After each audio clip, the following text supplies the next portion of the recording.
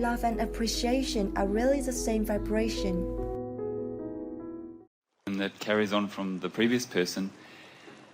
How do you get into that feeling place when it's your body that's hurting a lot and when it's really, really in your face? Because you're talking about money and other things you want to manifest, but if it's your body and you're not feeling good in your body, it's really quite a challenge to get into a really feeling good place.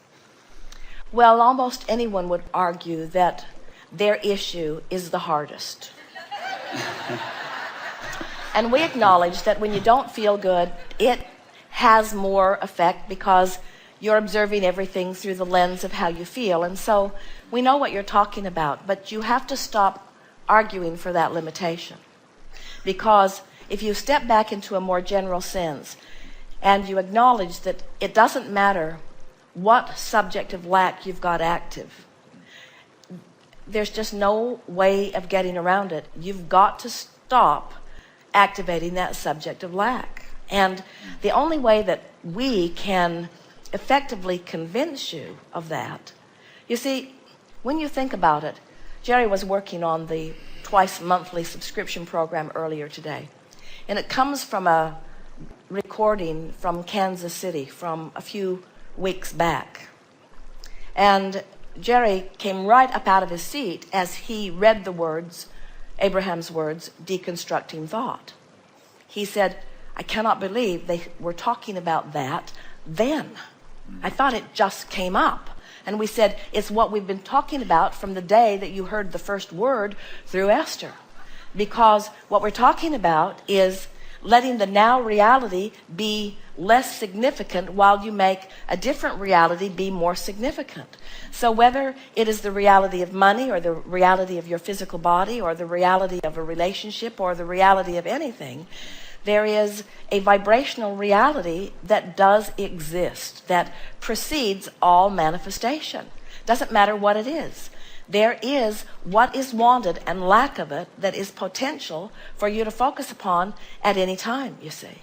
So if we can convince you that what you seek is vibrationally available, and we can convince you that you just have to focus in the direction of what is vibrationally available, but that it requires a different kind of ear to the ground, a different kind of sensing. In other words, we want to talk about emotions. So let's talk about how you feel in your body in terms of feeling. When you say your physical body doesn't feel good, give us a handful of descriptive words that describe what you mean. Sometimes I feel really weak or tired. Tired, all right. Sometimes I feel literally, sick, as in nauseous, not just because of the boat. That's okay. So physical sensations that feel like it could be pain, it could be tiredness, it could be nauseous. So let's use the word I feel sick. I feel sick. Now let's find some emotional words that we could use rather than describing those physical words, because it's interesting, all of those words, they're really not objects, they are feelings. In other words, when you say something smells funny, or I feel sick, or I feel nauseous, or I feel dizzy, you're not really describing a tangible thing, are you? In other words, would you say that those words are more emotional words than they are thought words? So let's deconstruct them a little more. Let's make them more general. And instead of saying, I feel pain, let's say instead, I feel, let's use the word stress. I feel stress. I feel pain. I feel stress. I feel stress. I feel discomfort. I feel discord. I feel vibrational imbalance. Well, now we're reconstructing the thought. In other words, you had already deconstructed it from what's causing. In other words, you didn't say someone hammered a nail into my head. in other words, it wasn't that tangible. Yeah. You were describing it already in a sort of deconstructed way. I feel sick. I feel nauseous. So now we deconstructed it a bit further. We took it back from the specifics into a more general place. I don't feel so good, but now we're putting it into some vibrational terms. I feel uneasiness. I feel discord. I feel stress.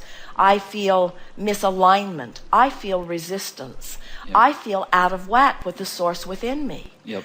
Now, when you deconstruct it that way, do you feel how it softens for you? Because while you don't know how to stop the nausea, you don't know how to stop the pain, you don't know what to do as you get back into the specifics of reconstructing thought, you don't know what to do, but when you put it into a vibrational term, I feel sort of removed or disconnected or not really in sync with the source within me. Don't you feel some sort of ease in that acknowledgement, don't you? I feel some resistance to the source within me. Now, what does that tell me consciously? That tells me that the source within me isn't feeling that. So now you started with us by almost saying, you didn't quite say it, but it's what you meant. We have physical bodies and we have physical stuff we're dealing with. Yep. And so I'm going to take the subject that's hardest for me to deal with, my physical body, which you, Abraham, by the way, don't really have. You don't really have a physical body, but I want, and we want you to understand that everything that you feel that feels off, whether you call it anger or whether you call it frustration or whether you call it nausea or whether you call it physical pain, it is all a byproduct, a pointed, powerful, perfect, indicating byproduct of a vibration that your inner being holds that you're not holding in the moment. In other words, it's not about anything other than you thinking thought different than the source within you thinks it. And what makes it hard to fix that is when you start wanting in your reconstruction of thought to find harmony with your inner being about those kinds of things, you never find that kind of harmony because your inner being never thinks those kinds of thoughts about the things you think about. Your inner being never thinks about lost love. Your inner being never thinks about an organ in your body failing. Your inner being never thinks about your unworthiness. Your inner being just doesn't have those kinds of thoughts. So when you try to bring yourself into vibrational harmony with your body in a specific thinking way, you're not ever going to find the path because you're vibrational light years away from the way the source within you thinks. Does that make sense to you? You've got to talk to your inner being on the level that your inner being talks. You've got to find the vibe of your inner being. So your inner being knows you in terms of worthiness and knows you in terms of value and knows you in terms of beingness and knows you in terms of vibration. Your relationship with your inner being is one of love, not of physical cells in your physical body being out of whack or in whack. You sort of get what we're talking about? So now you say, I'm going to start talking about my body to myself and to my inner being in a way that my inner being can relate to. So now let's take one of the words that you offered, sort of weak. Now let's deconstruct it. That feeling of weakness is the absence of clarity. Now feel how different it feels rather than calling your body weak to call it not focused. Because doesn't it feel entirely different? I can't do something this red hot minute about the weakness that I'm feeling, but I can do something about the focus. Helpful, isn't it? So do you think your inner being is up there sitting on a cloud somewhere doing push-ups? Do you think your inner being is really buff and just wishing that you'd pick up those barbells and come along? Or that's not the kind of relationship you have with your inner being, and yet it is the relationship that you have with your inner being that equals everything that manifests, you see. So by deconstructing the thought, now we're talking about how I feel. And how I felt was sort of weak and unfocused. How I felt was sort of lethargic. Now I'm feeling more confident. Now I'm feeling more knowing. Now I'm understanding more who my inner being is. Now I'm feeling more supported. Supported isn't all that positive a word, but in this context it is. I'm feeling more supported. I'm feeling the stream or the source or the power of my inner being. Power. Power is an interesting word, isn't it? Because it's not such a deconstruction of thought, but when you think of power and energy and alignment and source, it changes things, doesn't it? So it's about focus? It's about focus. It's about finding a way right here and now without changing. You see, when you say, I need to feel better in order to align with my inner being, we say, no, you need to align with your inner being to feel better.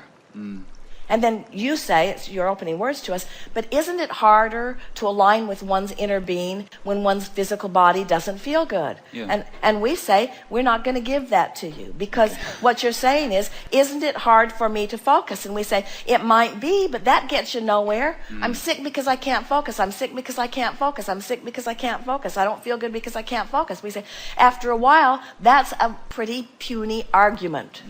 I don't feel good because I'm not focusing, and I'm not focusing because I haven't tried to focus, and I haven't tried to focus because I didn't understand the power of focus.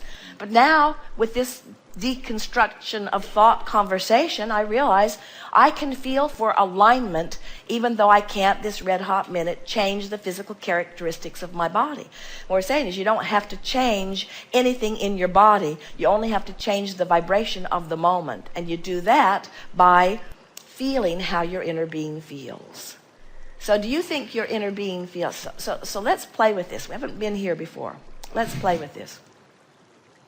So your inner being isn't out there running marathons or lifting weights. So you're not going to relate with your inner being in that way. So what word can you think of that indicates your inner being's state of being? What emotional word? There are a lot of them, but... My inner being state of being at all times.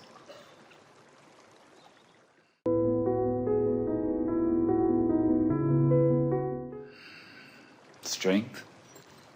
It's a good word, isn't it? Strength. But you don't mean strength, but you don't mean it in terms of... I don't mean physical strength. You don't mean physical strength, No. but you do mean strength. So now take that word strength. So if you can give the word strength to your inner being without asking your inner being to run marathons or pick up weights, can you flesh it out a little bit? Can you give us more words that mean strength?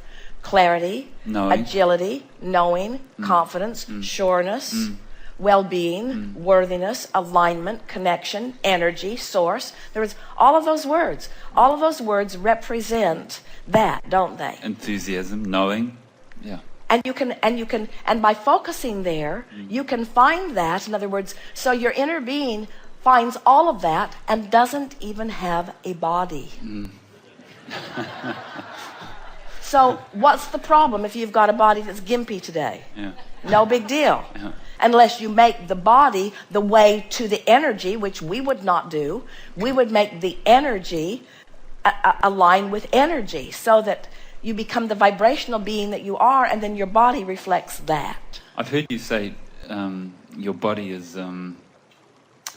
I think I've heard you say that your body is a good indicator of, like, for example, if you're tired, some people might say, oh, I'm sick, but actually they're just a little bit tired. So it's like not ignoring your body. You don't want to ignore your body because it's giving you a message, but Yes. at the same time you don't want to bury yourself in what you're feeling. We think that when someone gives you a diagnosis, that you should just cross out whatever diagnosis they've given you and just replace it with the diagnosis, I'm suffering from a severe case of self-inflicted resistance.